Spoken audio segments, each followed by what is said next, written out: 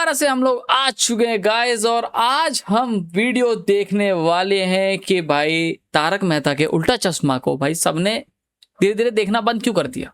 ठीक है, और ये एक्चुअल में काफ़ी ज़्यादा सही है। और मैं एक ऐसे यूट्यूबर को देखता हूँ जो कि ऐसी वीडियोस बनाते रहते हैं, तो मैंने सोचा क्यों ना आज हम रिएक्ट करें और इनकी लेटेस्ट वीडियो जो मैंने अभी तक नहीं देखी है वो मैं इनको देखूँ और लेट्स सी कि कैसी बनाते हैं। आप सबके सामने होंगी, ठीक है। So guys let's go. So YouTuber का नाम है मेरे भाई रिकॉनिक, और यहाँ पे हम इनकी प्रोफाइल काइंड ऑफ डाल देते हैं कुछ इस तरीके से। Let's go. और ये काफ़ी अच्छा, मतलब काफ़ी अच्छा कंटेंट बनाते हैं, ठीक है। और why everyone stop watching Taarak Mehta Ka Ooltah चश्मा भाई, जो कि एक्चुअल में बहुत बड़ी चीज़ है। तो हम एक बार फुल स्क्रीन पे कर लेते हैं इसको। लेट्स गो भाई। तारक मेहता का उल्टा चश्मा को 18 साल से भी ज्यादा हो चुके ठीक हैं है। और ये आज भाई बात तो सही है। देखो यार, जब मैं छोटा था ना भाई, बहुत छोटा, तब से मैं इसको देखता हुआ आ रहा हूँ लिटरली। और हमारे टाइम पे, मतलब हमारे के टाइम पे, हमारी जनरेशन वो जनरेशन है भाई जिसने सब कुछ देख लिया। ठीक है, मतलब भाई जनरेटर से लेकर इन्वर्टर तक सब कुछ, सोलर पैनल तक। तो ठीक है, हम लोग इसको वैसे एक्चुअल में खाना खाते वक्त देखते थे ज्यादातर। तो आप लोग कब कब इसको देखते थे जरा बताना यार मेरे को भी, ठीक है। मुझे पूरा यकीन है, वैसे मोस्टली लाइम खाना खाते वक्त लोग इसको लगा देते थे बस और देखते रहते थे, मजा आता था देखने में। लेकिन भी चल रहा है, वो भी 4700 से भी ज्यादा एपिसोड के साथ। लेकिन एक्चुअल बात है भाई, एक अजीब चीज नोटिस की तुमने, ज्यादातर लोग टीएमके को देखना तो चाहते हैं लेकिन नए एपिसोड नहीं, बल्कि उनके पुराने एपिसोड। सच बात है भाई। मैं आज भी अगर यूट्यूब पे देखता हूँ भाई, तो मैं इसके नए एपिसोड बिल्कुल भी नहीं देखता हूँ। ठीक है, सबसे बड़ा रीजन है कि इसके कैरेक्टर्स और इसकी स्टोरीज भाई वो वहीं पर अटक गई हैं बस, और कुछ नहीं हो रहा है भाई उसमें। अगर ये शो आज भी चल रहा है तो इसका डाउनफॉल हुआ क्या, और क्या कारण है कि आज के टाइम पर ये शो चले या ना चले किसी को फर्क भी नहीं पड़ता। क्या ये सब कुछ वहां से शुरू हुआ जहां से दया बहन ने इस शो को छोड़ दिया था, या इसका डाउनफॉल उसकी सक्सेस के साथ शुरू हो गया था।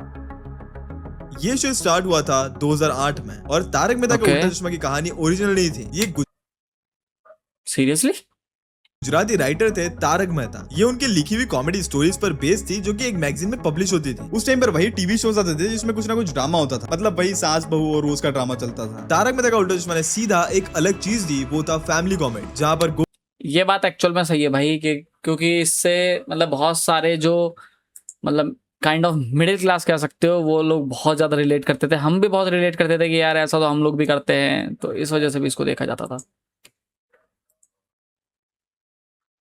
गोकुलधाम सोसाइटी एक आम लोगों की सोसाइटी लगती थी, और जो उनकी कहानियां थी, उनकी जो दिक्कतें थी वो हमारे जैसी थी, और उसी वजह से हम मिडिल क्लास लोग उनसे मैं बोला ना से रिलेट कर पाते थे। जैसे पानी की दिक्कत, लाइट का बिल आना, महंगाई, बिजनेस में कोई घाटा हो गया, घर वालों से झगड़े, सोसाइटी के झगड़े। कोई भी कैरेक्टर ऐसा नहीं था कि भाई वो सब कुछ सब एकदम परफेक्ट ही हो। उन सारे कैरेक्टर्स में कमियां थी, और वो कमियां उन कैरेक्टर्स को फनी बनाती थी। और ऐसा नहीं था कि भाई शो में सोशल मैसेज नहीं होते थे, सोशल मैसेज भी होते थे, लेकिन उसमें कॉमेडी सबसे पहले आती थी। जिसमें तो मान लो जेठालाल एक मेन कैरेक्टर था जिसके अराउंड ही सारी चीजें होती थी। जैसे दया जेठालाल की हमेशा बेइज्जती करती थी। मुझे एक्चुअल में लगता था भाई कि पहले ना ये इन दोनों का शो है भाई, दया और जेठालाल का भाई। सीरियसली में मुझे सीरियसली ऐसा लगता था, और एक टाइम को मुझे ऐसा लगने लग गया था कि जो तारक मेहता जो लास्ट में आता है भाई, उसी का शो है वो, क्योंकि वही उसको लास्ट में आके आउट्रो सब कुछ कर रहा है भाई, और कोई नहीं कर रहा है उसको। फिर भीड़े उससे लड़ता रहता था, वहीं पर तारक मेहता उनको अपनी प्रॉब्लम से बचाते थे। नट्टू काका और बागा उसे परेशान करते थे, और वहीं पर बबीता जेठालाल की क्रश हुआ करती थी। चंपक लाल उसे डांटते थे। ये शो सक्सेसफुल इसलिए हुआ था क्योंकि गोकुलधाम के लोग हमारे जैसे लगते थे, हम उनसे काफी हद तक रिलेट कर पाते थे। जैसे जैसे ये शो और भी ज्यादा सक्सेसफुल हुआ, इस शो के एपिसोड की डिमांड और भी ज्यादा बढ़ती गई। लेकिन ये जो भी डेली सिटकॉम्स होते हैं, इनको नई नई हमेशा स्क्रिप्ट चाहिए, लगातार इनको शूटिंग करना। ये एक्चुअल में सच बात है, क्योंकि ये हर दिन आता था। दिक्कत यही थी कि हर दिन आ रहा था, और धीरे धीरे क्या हुआ कि भाई हर सैटरडे या हर Sunday kind of, I think, मुझे नहीं पता इसके नए एपिसोड कब आते थे, शायद हफ्ते में एक या हफ्ते में दो, ऐसा कुछ इसका सीन था। तो ये बहुत तेज एपिसोड निकाल रहे थे। लॉन्च करना उन लोगों को जरूर पता होगा जो कॉमेडी स्क्रिप्ट लिखते हैं या फिर जो कॉमेडियंस को देखते हैं, कि कॉमेडी को लिखना भाई इतना ज्यादा आसान नहीं, इसको अच्छा खासा टाइम देना पड़ता है लिखने के लिए, तब जाके भाई वो जोक वहां पर लैंड करेगा। ये बात भी सच है भाई कि अगर तुम एक कॉमेडी लिख रहे हो ना भाई, तो उसको लैंड करवाने के लिए काफी टाइम लगता है। और दूसरी चीज क्या है इसमें तारक मेहता में भाई, आप मतलब लिटरली ये समझो कि अगर आपको फैमिली के साथ उस जोक को रिलेट करना है तो फिर वो और ज्यादा मुश्किल हो जाता है, समझ रहे हो।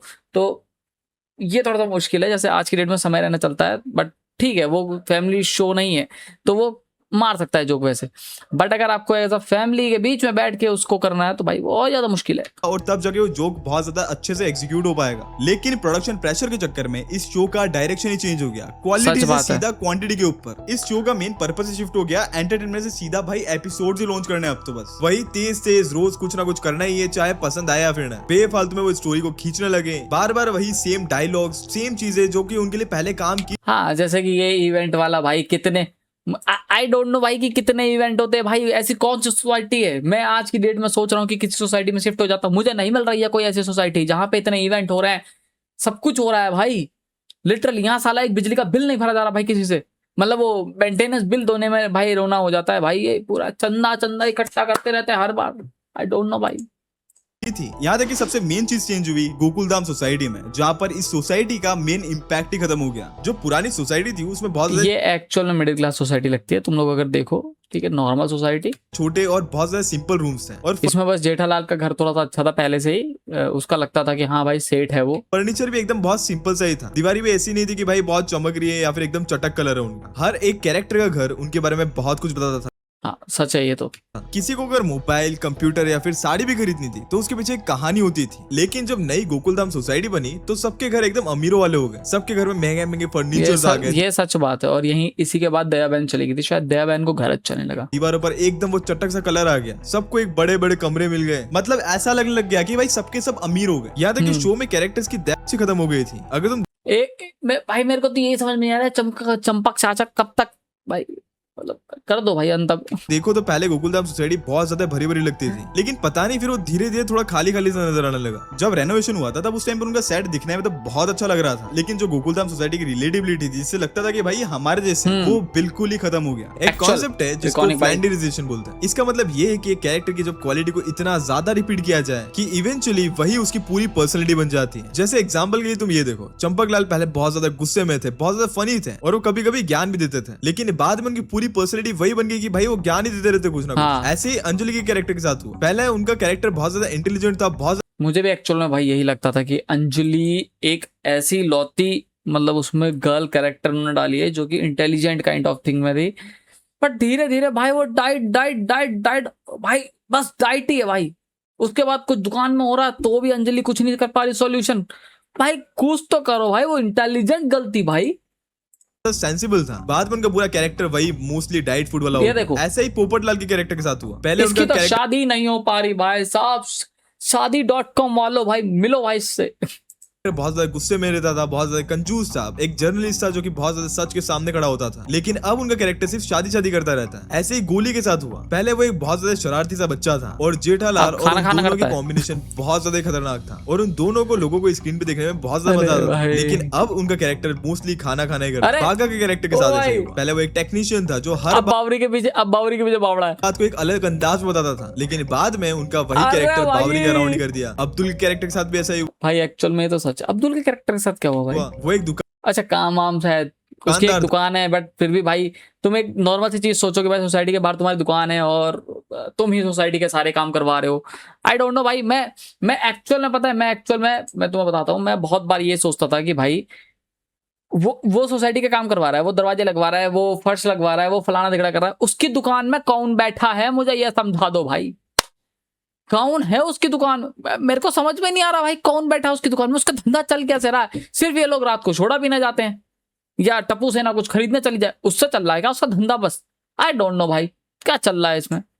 था जो कि सोसाइटी वालों के साथ बैठकर मजे करता था, लेकिन बाद में उसका कैरेक्टर भी ऐसे बना दिया कि वो छोटे बड़े काम ही करता रहता बस। ऐसे टप्पू सेना के साथ हुआ। भाई टप्पू सेना शरीर से तो बढ़ गई, लेकिन दिमाग से वो स्कूल के बच्चे ही।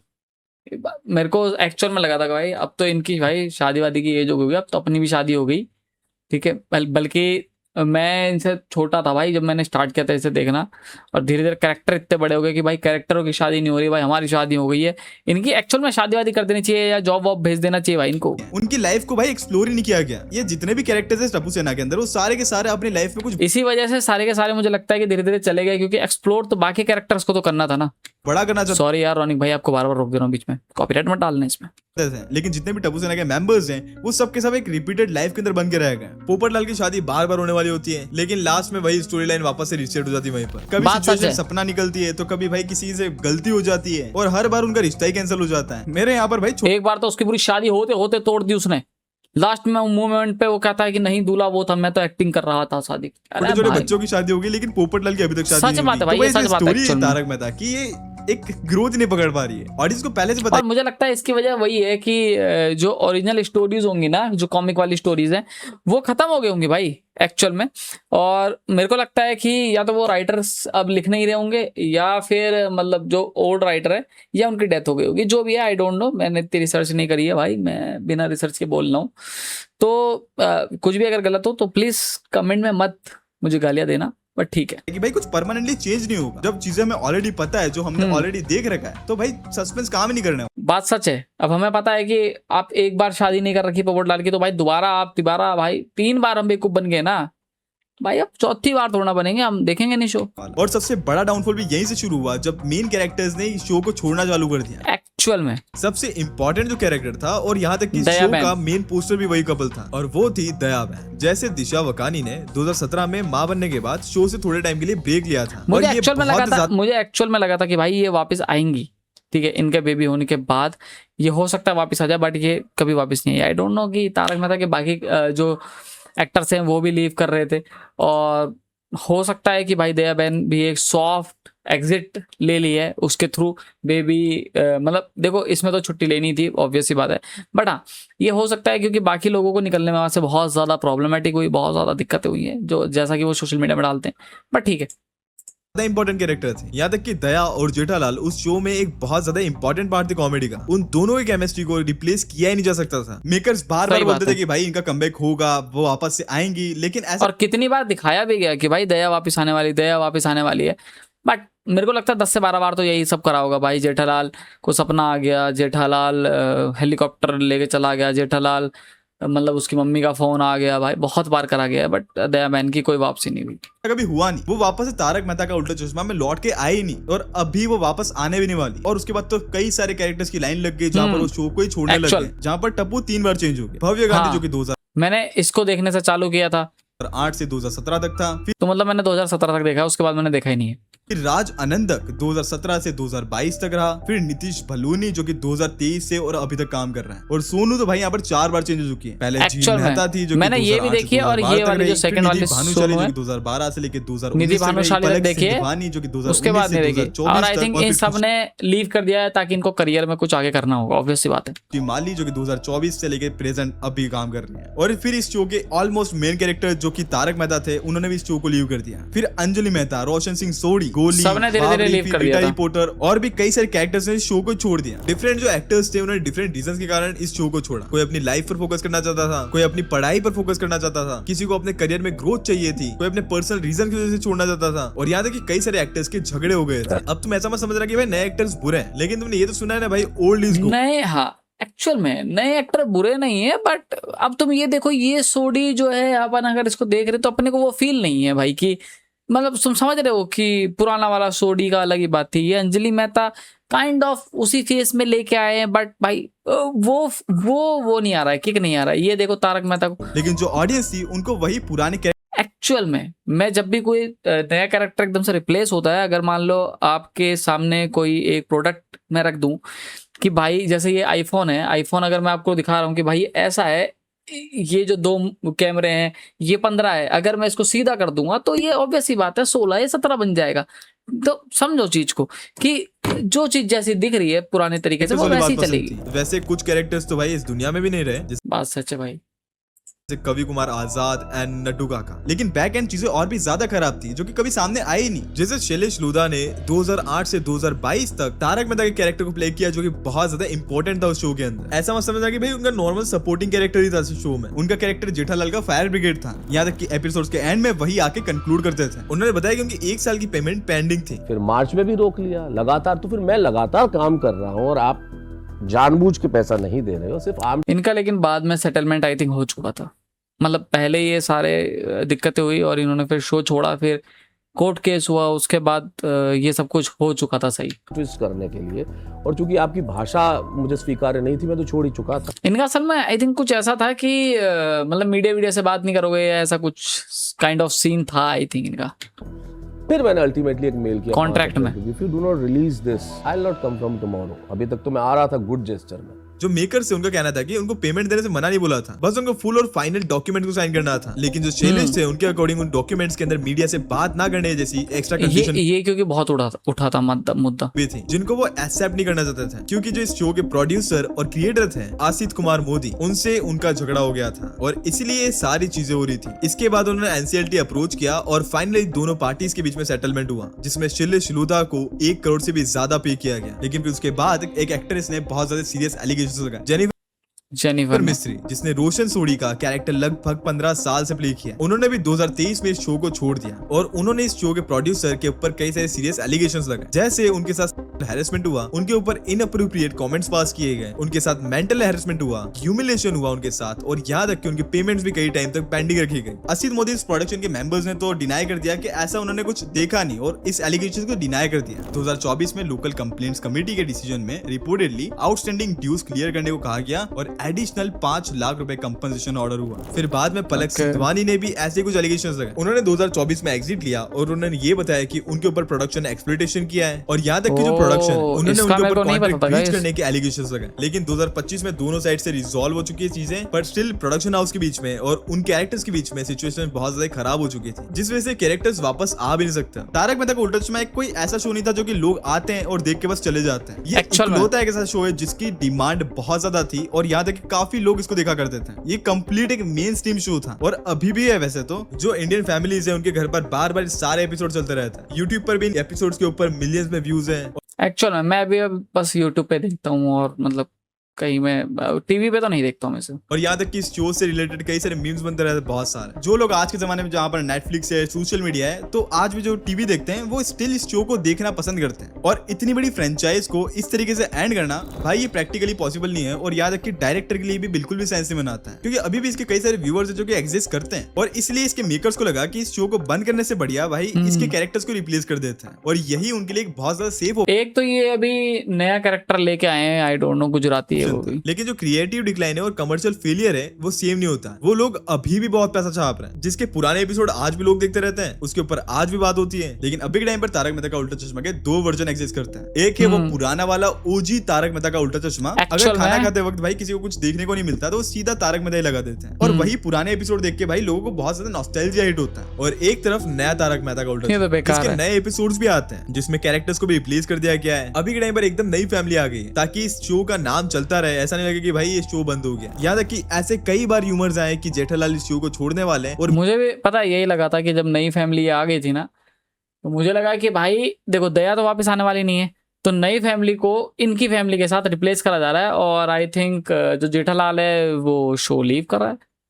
ये भी वो बहुत जल्दी इस शो को छोड़ भी दें, आई डोंट नो। पर अगर जेठालाल इस शो को छोड़ते हैं देन भाई इस शो का एंड वहीं पर हो जाएगा, क्योंकि वो इकलौते ऐसे कैरेक्टर, क्योंकि एक्चुअल में भाई की बात सुन लेते पहले। भाई मैं बार बार काट रहा हूँ भाई को, भाई कॉपीराइट मत मारना मेरे को, जो कि इस पूरे शो को होल्ड करके रखे हुए हैं। अगर शुरुआत से देखा जाए देन भाई इस शो की सक्सेस ने इस प्रोडक्शन के ऊपर बहुत ज्यादा प्रेशर क्रिएट किया कि इन्हें जल्दी जल्दी और अच्छा कुछ डिलीवर करना है और उसी प्रोडक्शन प्रेशर के चक्कर में राइटिंग भी खराब हो गई। अब सस्पेंस के नाम पर ज्यादा कुछ बचा है नहीं, कोशिश बिल्कुल की जाती है, लेकिन भाई जो ओरिजिनल एक्टर्स है उनके जाने से भाई इनके बीच में केमिस्ट्री भी खत्म हो चुकी है, वो इम्पैक्ट ही फील नहीं होता भाई एक्चुअल बात है। और वही शो की बची हुई ब्रांड वैल्यू और वही नॉस्टैल्जिया अभी तक इस शो को चला रहा है। बाकी सोशल मीडिया की वजह से कंज्यूमर पैटर्न भी बहुत हद तक बदल चुका है। कई सारे लोग भाई सोशल मीडिया पे अपना बहुत ज्यादा टाइम, जैसे मैं भी अब बहुत ज्यादा एनीमे और काइंड ऑफ वो सब देखने में अपना टाइम कंज्यूम करता हूँ, स्पेंड करते हैं। कई सारे लोग भाई आज के टाइम पे टीवी खोलते ही नहीं है, तो भाई चीजें बहुत हद तक बदल चुकी हैं और इसी वजह से ये इम्पैक्ट भी भाई टीवीज पर दिख रहा है और उनके शोज पर भी दिख रहा है। बाकी यही मेन रीजन है जिस वजह से ये शो इस हालत में। बाकी व्हाट डू यू थिंक, मुझे अपने थॉट्स कमेंट सेक्शन में बताओ। तुम इसको कब देखते थे, कब देखना बंद कर दिया मुझे बताओ। मैंने तो भाई कब से देखना बंद कर दिया, मैं पुराने एपिसोड देखता हूँ कभी कभी। एंड मिलते हैं नेक्स्ट वीडियो में, तब तक के लिए तुम मुझे इंस्टाग्राम पर जाकर फॉलो कर सकते हो, वहां पर भाई फॉलो कर दो भाई को सब्सक्राइब कर दो। बहुत सारे लोग ऐसे देखेंगे कि मैंने सब्सक्राइब नहीं करा, तो भाई ये मेरा गेमिंग चैनल है दूसरा,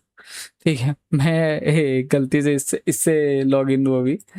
अदरवाइज मेरा जो दूसरा चैनल है मनोज पाल वाला, अपन उससे सब्सक्राइब है, ठीक है। तो काफ़ी ज़्यादा मज़ा आया भाई की वीडियो देख के। और भाई एक्चुअल में काफ़ी ज़्यादा बढ़िया वीडियो बनाते हैं, ठीक है। और बहुत सारी वीडियोस मैंने इनकी देखी हुई है, बट मैंने सोचा कि क्यों ना हम लोग अपना रिएक्शन चैनल चालू करें, और उसमें मैंने चालू करा है भाई, स्टार्ट करा है रॉनिक भाई से। So let's go guys.